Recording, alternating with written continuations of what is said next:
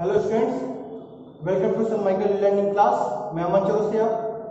आज मैं आप सभी को अध्याय 8 के कुछ मौखिक कौशल, कुछ लिखित कौशल और इसके साथ साथ जो हमारे अभ्यास कार्य हैं उसको देखेंगे। तो पहला हमारा मौखिक कौशल है, यह पत्र नेहरू जी ने किसको लिखा था। तो हमने पिछली क्लास में पढ़ा था कि यह पत्र नेहरू जी ने अपनी पुत्री इंदिरा गांधी के लिए लिखा था।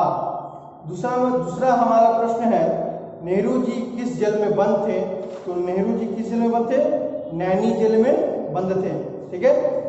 तीसरा हमारा प्रश्न है, इस पत्र में किस देश के बारे में जानकारी दी गई है। तो इस प्रश्न में मिस्र देश के बारे में जानकारी दी गई है। ठीक है। मौखिक प्रश्न हल करने के बाद अब हम लोग इस अध्याय के कुछ लिखित कौशल पर आते हैं। तो लिखित कौशल का जो हमारा पहला जो सवाल है वो है, पुराने जमाने के लोगों के बारे में किन किन चीजों से जानकारी मिलती है। ठीक है। तो हमारा उत्तर क्या है? हमारा उत्तर है, पुराने जमाने के लोगों के बारे में उनके बनाए बड़े बड़े मकानों और इमारतों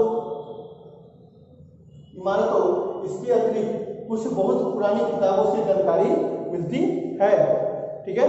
जैसे कि हमने इस अध्याय में देखा था कि पंडित जवाहरलाल नेहरू अपनी पुत्री इंदिरा गांधी को मिस्र के बारे में, वहां के लोगों के बारे में जानकारी किस प्रकार प्रदान करते हैं। तो वो बताते हैं कि यहाँ के लोगों के बारे में, यहाँ के बड़े बड़े मकानों, इमारतों और कुछ बहुत पुरानी महत्वपूर्ण किताबों के बारे में वो जानकारी देते हैं। तो हमारा दूसरा जो सवाल है वो है, स्फिंक्स के बारे में नेहरू जी ने क्या वर्णन किया है। तो स्फिंक्स के बारे में नेहरू जी ने बताया है कि स्फिंक्स औरत के सिर वाली शेर की मूर्ति को कहते हैं, जिसका डील बहुत बड़ा होता है। ठीक है।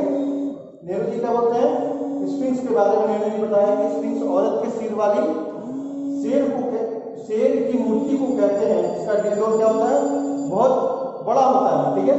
हमारा तीसरा सवाल है, मम्मी किसे कहते हैं। तो हमारा उत्तर होगा, मम्मी किसी आदमी या जानवर के मृत शरीर को कहते हैं जिस पर कुछ ऐसे तेल और मसाले का लेप लगा दिया जाता था ताकि वह सड़ नहीं पाए। बच्चाओं के मरने के बाद उन्हें मम्मी बना दिया जाता था। तीसरे सवाल जवाब के बाद अब हम लोग चौथे सवाल जवाब पर आते हैं। तो चौथा हमारा सवाल है, किन बातों से पता चलता है कि पुराने जमाने में मिस्र के लोग होशियार थे। हमारा सवाल है, किन बातों से पता चलता है कि पुराने जमाने के लोग मिस्र के लोग होशियार थे। ठीक है। तो हमारा उत्तर होगा, पुराने जमाने में मिस्र में खेतों को सींचने के लिए अच्छी अच्छी नहरें और झीलें बनाई जाती थी। मेरीडू नाम की झील प्रसिद्ध थी। इस बात से पता चलता है कि पुराने जमाने के मिस्र के लोग कार्यकुशल एवं होशियार थे। ठीक है। इसके बाद हमारा जो पांचवा सवाल है वो है, मिदास को किस बात की सजा मिली थी। ठीक है। हमारा पांचवा सवाल क्या है? मिदास को किस बात की सजा मिली थी। तो हमारा उत्तर क्या होगा? मिदास को उसके लालच की सजा मिली थी। ये क्यों, इसकी सजा क्यों मिली थी? क्योंकि वो क्या करता था, जिस चीज को छूता था वो क्या होता था, सोना बन जाता था। तो वो उसके लालच की सजा मिलती थी। इसलिए मैंने यहाँ क्या लिखा है, उसके लालच की सजा मिलती थी। तो इस प्रकार हमारा जो ये मौखिक कौशल और लिखित कौशल है ये खत्म होता है। इसके साथ साथ कुछ वास्तुनिष्ठ प्रश्न हैं और कुछ भाषा कौशल है जो कि मैं आपको होमवर्क के तौर पर देता हूँ। मैं आशा करता हूँ कि आप सभी इसे अपनी हिंदी उत्तर पुस्तिका में जरूर लिखेंगे। ठीक है। और ये बहुत आसान है। यहाँ आप देख सकते हैं पेज नंबर 50 और 51 यानी 50 और 51 और 52 तीन ये जो पेज नंबर है इसे मैं आपको गृह कार्य के रूप में सौंप रहा हूँ। ठीक है।